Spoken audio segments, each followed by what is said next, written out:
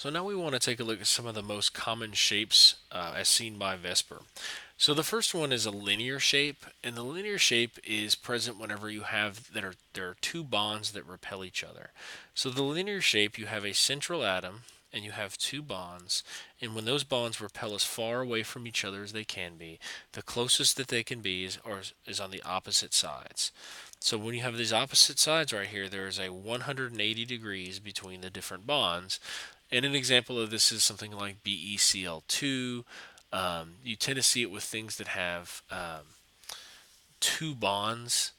It's not very common, but at the same time, when if you have two things in a central atom, that's when you have a linear atom. Now, a lot of people think that H2O has two things. And they're right, there are two things that are bonded to the oxygen atom, but at the same time, that is going to be slightly different, and that's where we get the bench shape. So you get a bench shape if you have two bonds present, but you also have lone pairs or unbonded electrons. Remember, when you have H2O, you also have these two electrons here and these two electrons here that actually take the shape and they bend it to this particular shape. So the bond angles are slightly different. You have 109.5 between these and 109.5 in between these, while the bond angles between the two atoms themselves is only 104.5. And so examples of these, you have SO2 and you have H2O, with the lone atom, either the sulfur or the oxygen, playing the role of this central atom right here.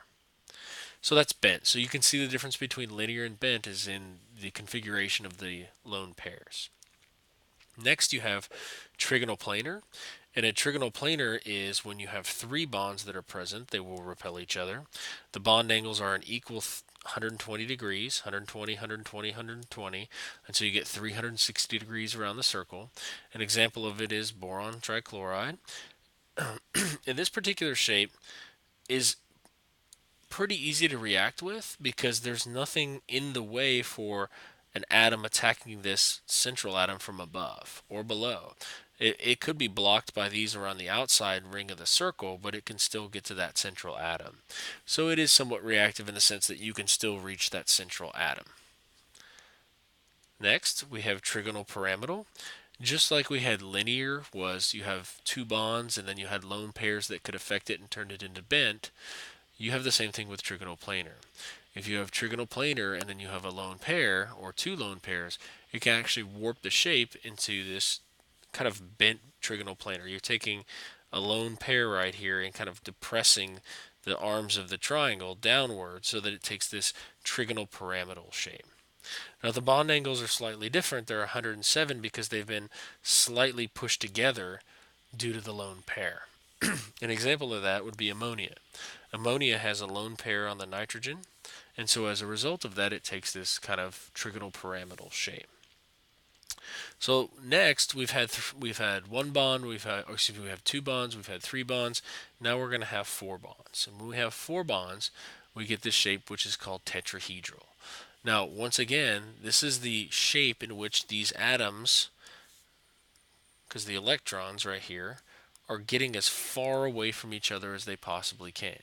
If I were to move this atom right here closer to this one, well, then all of a sudden you would have these two that were close together, and this would push this way, and this would push this way. This orientation for tetrahedral is the one in which the atoms can be as far away as possible. An example of this would be methane, where you have carbon as the central atom, and you have hydrogens that surround it. Okay, carbon tends to form a lot of tetrahedral molecules because it forms four bonds relatively easily. Now the bond angles are 109.5 in this tetrahedron because once again, that's the highest that they can go, and be equal. If you were to increase one to 115, it would decrease the other one. You can't do that. So next, if you have five bonds present, you get something called a trigonal bipyramidal. And at this point, people say, but wait a second, if you have five bonds present, you're violating the octet rule. In other words, there are 10 electrons that are surrounding this central atom. And you are in fact right. It is possible to violate the octet rule like we have when we have something called phosphorus pentachloride. So the phosphorus is a little bit further down, and it turns out the further down you go the periodic table, the more likely you are to be able to violate the octet rule. So you have what are called expanded orbitals, which have more uh, room for movement as electrons can kind of move around a little bit and still get kind of close to the atom. So as a result of this, you get something called the trigonal bipyramidal state. Now this is once again kind of confusing because you say, well, wait a second, how come this is the orientation in which the atoms can get the furthest away? You have these 90, 120, and 180 degree bond angles. And yes, it kind of depends on where you look at it. Everything is going to be 90 degrees from one another. So if you look at these central atoms, these are all 90 degrees, and then 90 degrees. And the same thing for this bottom one, 90 degrees, 90 degrees, and then 90 degrees. This 120 angle is for these that are kind of in this circular plane. And then the 180 degrees is from the top to the bottom. So those aren't particularly relevant. Really what you're looking at is the fact that it's 90 degrees between these atoms, the top and the bottom, or excuse me, the top and the planar ones, and the bottom and the planar ones. So you have trigonal bipyramidal, which is when you have 5 bonds that are present. Next, you have 6 bonds that are present, and you have octahedral. And once again, you have the orientation in which these are as far as the electrons can get away from one another. You have top and bottom, and then you have these ones that are in the plane as well. And you have the same 90, 120, and 180 degrees. In fact, you don't have 120. Everything's 90 away from each other with the exception of these 180 degree bonds. So this is the octahedral atom. Um, it's once again one of those violations of the octet rule and has to be something that's lower on the periodic table, something like sulfur hexafluoride. You have lots of other shapes that you can form depending on the relationship between lone pairs and number of bonds. So we've seen the main ones: linear and bent, trigonal planar, and trigonal bipyramidal. You can also get something called a T shape if you have kind of 2 lone pairs that are there, although that is somewhat, it's not as common. You can have a tetrahedral. You can have a tetrahedral that has lone pairs. You can have square planar. But the main ones that we were talking about are going to be still linear, trigonal planar, tetrahedral, trigonal bipyramidal, um, trigonal pyramidal, octahedral. It keeps going further and further and further up. You can have 8 to 9 to 10 bonds to a central atom, depending on how big that central atom is in terms of its electron structure, but you do need to know the main shapes that were covered in this particular presentation. So it says predict the polarity and molecular geometry of CH2Cl2. So the first thing we want to do is kind of draw it out. I'm going to go ahead and pick carbon as my central atom because there's only one of them and because carbon tends to almost always be the central atom.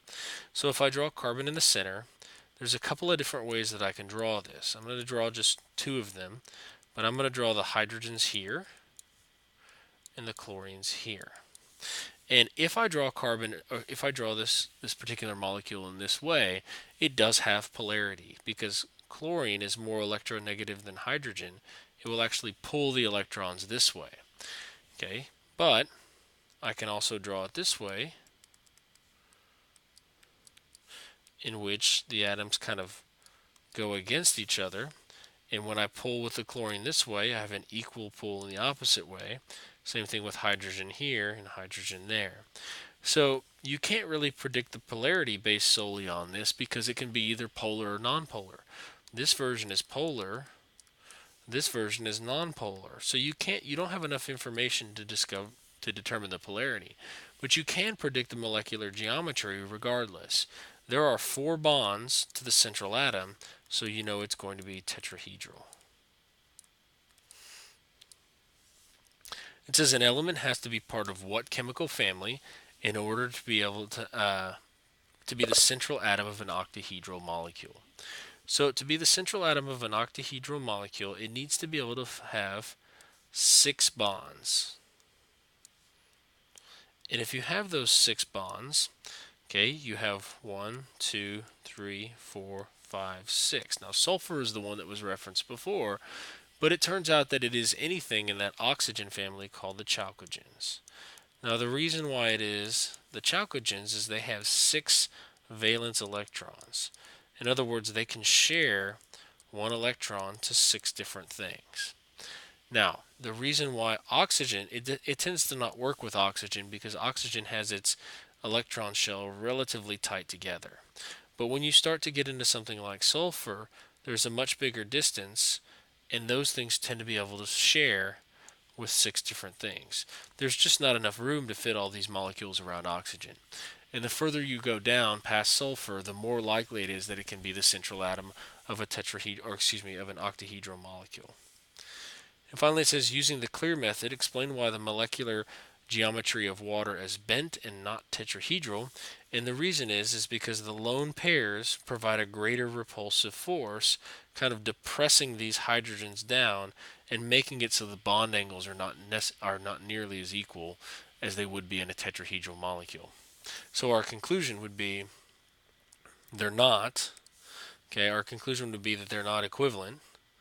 Okay, our evidence would be that H2O has two lone pairs. And our reasoning would be the lone pairs provide a greater push, or they push more than bonded electrons. So, you need to be familiar with the molecular shapes that are predicted by VSEPR. You need to be able to say, yes, based on this chemical formula, it's going to take this shape, or you need to be able to build these models and see what the central atom is going to look like and see if it's easy or difficult to get to the central atom.